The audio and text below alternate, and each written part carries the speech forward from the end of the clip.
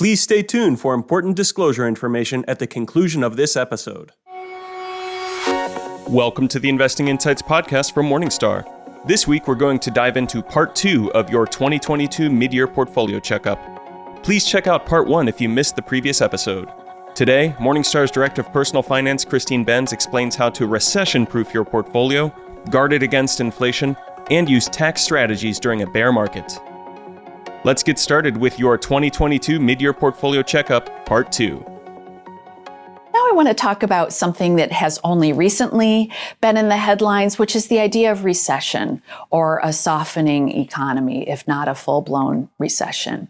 So I want to talk about the fundamental underpinnings of recession, why we've been hearing more recessionary talk recently. And the key reason is that there's concern that if the Fed continues to act aggressively, which I think there's widespread agreement that they should act aggressively to stamp out inflation, they act too aggressively, they could overshoot and inadvertently push the economy into a recession or at least slow it down dramatically. So that's the fundamental underpinning for why we've been hearing about recession more and more in terms of the headlines. The quantitative expression of recession and why economists are thinking about recession is what's depicted here on the yield curve. So I'll just describe what we're looking at, starting with that green line on the screen. This was the yield curve through the end of the first quarter of 2021. And this is kind of a normally shaped yield curve. The basic idea is that the shorter term investors, the ones who are owning 2-year bonds and 3-year bonds, they're getting paid less in terms of their yields for their bonds than the investors who are assuming all that interest rate risk and holding 20 and 30-year bonds. Those people are getting paid more for the risk that they're assuming. One thing that we've been seeing this year in terms of this yield curve is a little bit of flattening. So long-term bond holders are saying, well, you know what? You may not need to pay me quite as much because I think that yields will actually be going down.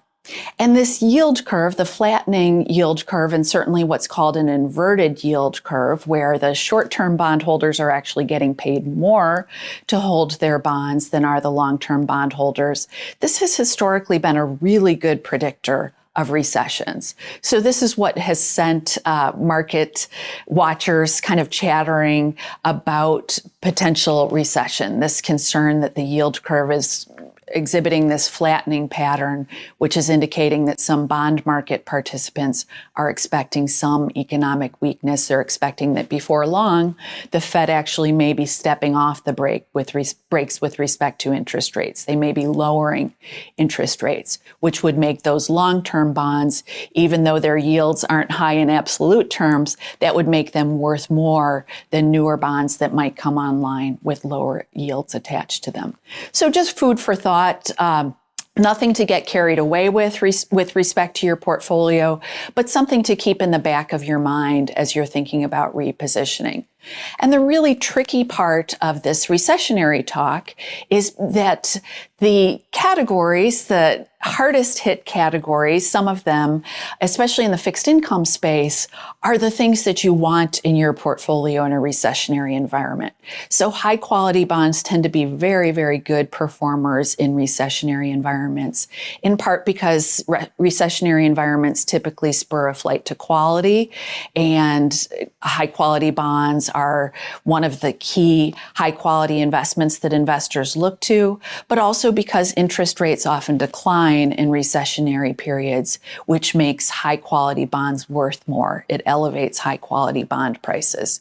So I think a key thing to think about as you're thinking about your portfolio is, even as you might be inclined to throw bonds overboard, given how poor their performance has been in the first half of 2022, they tend to be good ballast for equities in some sort of an economic weakness or recessionary environment. So I would say beware of drastic all or nothing measures with respect to your fixed income exposure in your portfolio. You probably want to maintain some exposure to high quality bonds to protect you in a recessionary scenario. On the equity side, this is another interesting and perhaps a little bit counterintuitive thing. Some of the areas that have held up best in 2022, so commodities, energies, investments, could actually underperform in a period of slack economic growth, which I think is an argument for not loading the boat with them, even though their performance has been really great and they've probably held your portfolio aloft to the extent that you've had them in your portfolio. You want to be careful about overdoing them because of their sensitivity to the economic environment. On the other hand, when we think about categories that tend to hold up well in recessionary environments, healthcare stocks tend to do well in such a period. Consumer staples stocks also hold up well. Really anything that consumers will continue to buy regardless of what's going on in the economy. So that's paper towels, that's drugs that people need to take.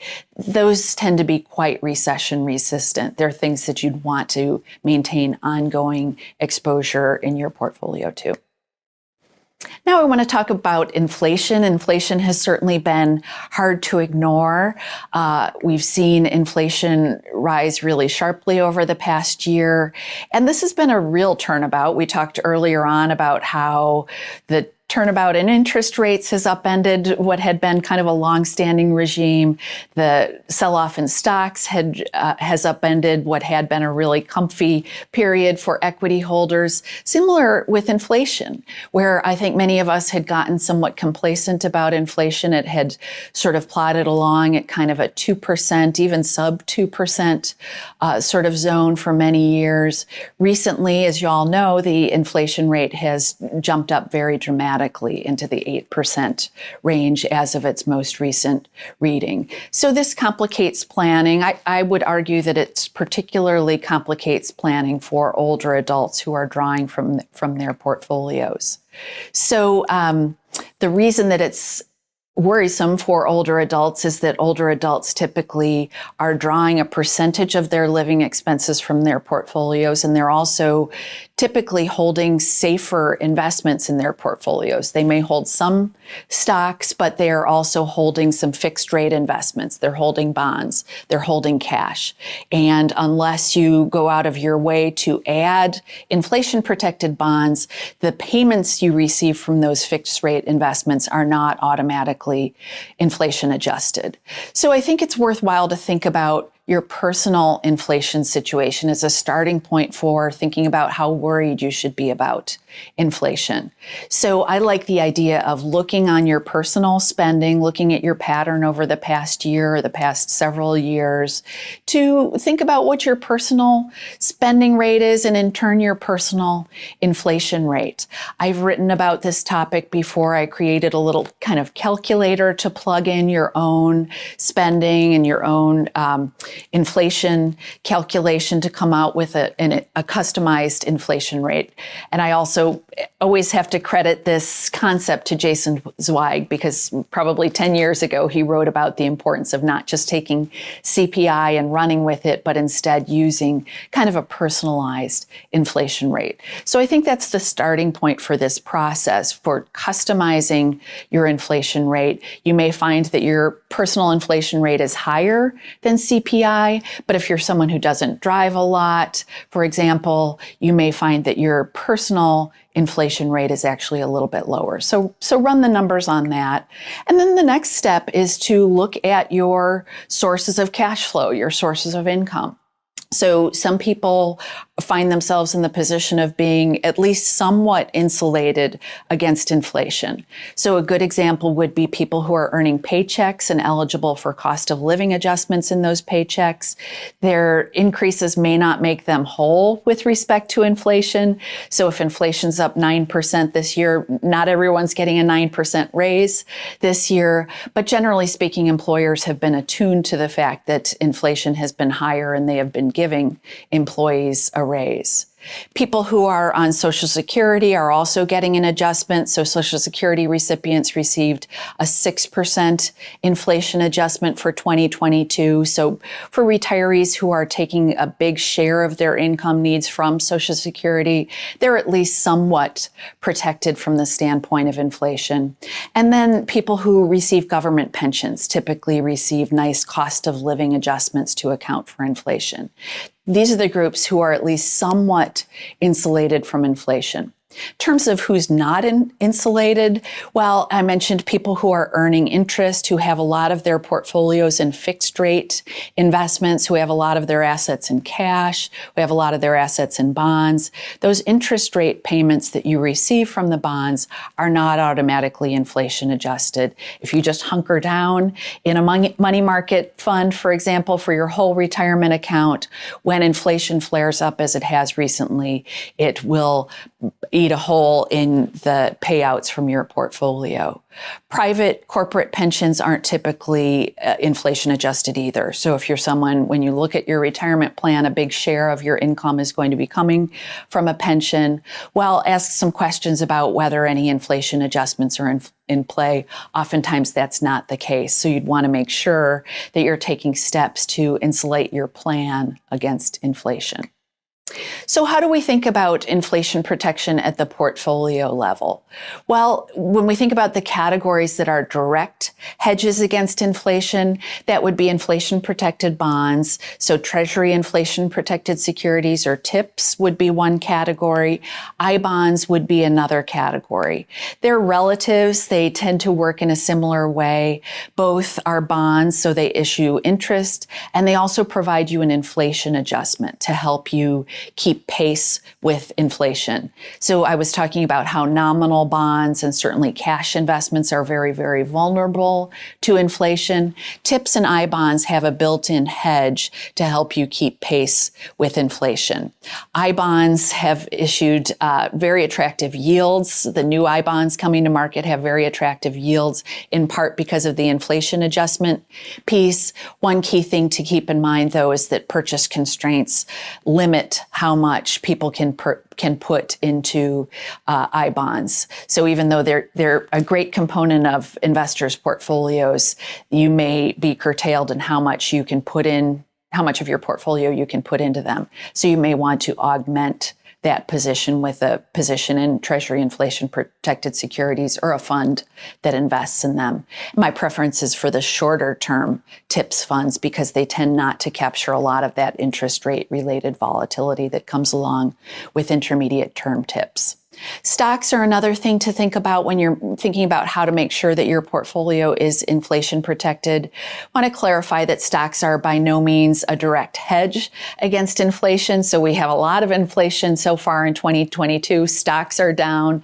So there's not that one-to-one offsetting effect with stocks. But over long periods of time, stocks have tended to out-earn the inflation rate. So they've tended to help you keep pace with or perhaps earn higher returns than the inflation rate. Then a few niche categories that I would mention in the context of inflation: real estate, certainly real estate investment trusts. The companies that own these properties are typically able to push through rent increases in inflationary periods. And we've certainly seen higher rents come online in many contexts within the real estate space. So real estate is generally considered a decent inflation hedge. That's why I think it makes sense as a component of most investors' portfolios. If you own a total stock market index or something like that, you're probably getting a little bit, or you're certainly getting a little bit of real estate equity exposure there. Commodities have performed very, very well in inflationary periods where we've seen them come on strong this year. Whether you want to add to them now, if you haven't had them in your portfolios, I think is an open question, because the risk is that if the economy cools, if inflation cools, investors' appetite for commodities could cool as well. And commodities have just been incredibly volatile over time. Bank loan investments, sometimes called floating rate investments, can also be a nice tool to think about adding to your portfolio. They have generally performed reasonably well, certainly better than high quality bonds during this period. High yield bonds are another category to consider as a component of your fixed income portfolio. I wouldn't hold either of these investments as kind of the main course within my fixed income portfolio. I'd own them as sort of aggressive kickers within my fixed income portfolio. But in general, they will tend to hold up better than high quality bonds in an inflationary environment. Now I want to close by talking a little bit about how to find silver linings in this market. And I think one of the key things you can do is to look at whether you can improve your tax positioning a little bit. So if you have taxable holdings, so if you have holdings in your non-retirement account, you want to look at whether you have any positions that are trading below your cost basis. So they've declined in value since you purchased them. If you do, you can sell them and realize a loss. And the value of doing that tax loss selling is that if you realize a loss, you can use those losses to offset capital gains elsewhere in your portfolio. And if you don't have any capital gains, you can use those losses to offset up to $3,000 in ordinary income. So it's a really attractive strategy, especially for newly purchased shares. If you don't need to use your losses, or if you're not able to use your losses in this year, in 2022, you'll be able to carry them forward into future years. So you can actually be strategic about this. If this looks like it's not going to be a high tax year, but you expect that 2024 might be, for example, you'll be able to use the tax losses in that year further into the future. So I mentioned that tax loss selling will tend to be the most useful for the recently purchased securities. So if you have securities that have been in your portfolio for a decade or more and you haven't made any recent purchases, you probably have a gain over your time horizon because stocks have performed well, bonds have performed well. But if you've purchased securities recently, so for example, if you've been making regular ongoing purchases, those are the holdings that will tend to be particularly ripe for the picking in terms of tax loss selling. So if you purchase shares in 2021, for example, even though it was a great equity market, those shares may have declined in price since your purchase price. So you can use different cost basis elections for categorizing your purchases and sales. The method that you would want to use if you're going to pick off specific shares of your portfolio would be specific share identification. So that means that you effectively cherry pick the downtrodden shares, so the ones that have depreciated since you purchased them. One thing you want to keep in mind is that if you are a fund holder and you've already used the averaging method for calculating your cost basis, you can't switch into the specific share identification method. So if you've sold securities before and you've used the averaging method, it's not okay to use the specific share identification method later. So check your cost basis elections, check what you have on record with your investment provider, check what you've been doing in the past. One concept that is important to discuss in the context of tax loss selling is what's called the wash sale rule. And that means that if you sell securities within if you rebuy securities within 30 days of having sold them, you will essentially negate any tax loss that you have realized. So you want to be careful about that. You want to be careful about selling a security and rebuying exactly the same security or a security that the IRS considers a substantially identical security. So this would be, for example, if you want to sell an index fund, a traditional index fund, and swap into an exchange traded fund that tracks the same index.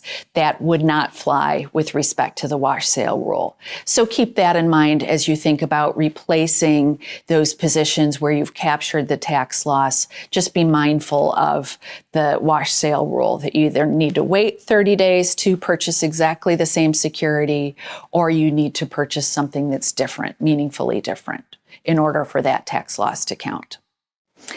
I also wanted to talk a little bit about IRA conversions. So tax loss selling applies to taxable accounts. IRA conversions applies to your IRAs.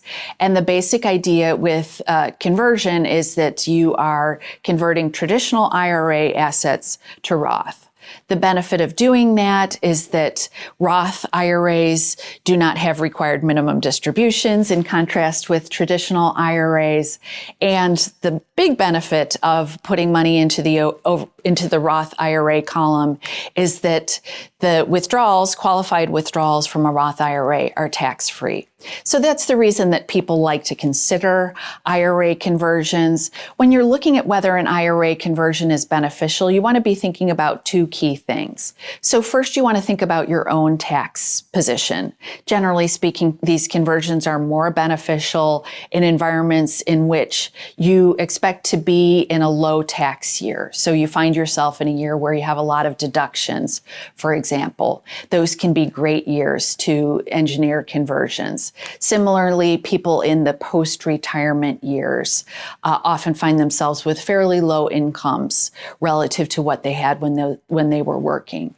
Those are good times to consider conversions. So you're thinking about your personal situation, thinking about whether you're in a low tax year, and then you're also thinking about your portfolio and whether your holdings have declined. And I would say that for most of us, our holdings have declined in 2022. So a conversion may be more beneficial in this year where stocks and bonds have sold off than would have been the case in 2021, for example, when everything was way up. So get some tax advice on this. The name of the game, if you are doing IRA conversions, is try to figure out how much you can convert in a given year to avoid pushing yourself into a higher tax bracket. If you're not comfortable running through that calculation, get some advice either from a financial advisor or a tax advisor who can help you decide whether to proceed. A series of conversions will make sense in a lot of situations. So rather than doing one large conversion in a single year, you may find that if you space out conversions, that'll lessen the taxes due on that conversion. So that ends my presentation. I hope this has provided you with some good food for thought as you think about positioning your portfolio at mid-year, thinking about what has gone on in the market over the first half. Thank you so much for watching. I'm Christine Benz for Morningstar.com. We want to remind you to check out part 1 of your 2022 Midyear Portfolio Checkup if you missed the episode. This is Investing Insights from Morningstar. We hope you have enjoyed our program and we welcome your feedback. Please send your comments and questions to podcasts@morningstar.com. From everyone here at Morningstar, thanks for listening. This recording is for informational purposes only and should not be considered investment advice. Opinions expressed are as of the date of recording. Such opinions are subject to change. The views and opinions of guests on this program are not necessarily those of Morningstar Inc. and its affiliates. Morningstar and its affiliates are not affiliated with this guest or his or her business affiliates unless otherwise stated. Morningstar does not guarantee the accuracy or the completeness of the data presented herein. The podcast is for informational purposes only and should not be considered tax advice. Please consult a tax and/or financial professional for advice specific to your individual circumstances. Morningstar Research Services, LLC is a subsidiary of Morningstar Inc. and is registered with and governed by the U.S. Securities and Exchange Commission. Morningstar Research Services shall not be responsible for any trading decisions, damages, or other losses resulting from or related to the information, data analysis, or opinions or their use. Past performance is not a guarantee of future results. All investments are subject to investment risk, including possible loss of principal. Individuals should seriously consider if an investment is suitable for them by referencing their own financial position, investment objectives, and risk profile before making any investment decision.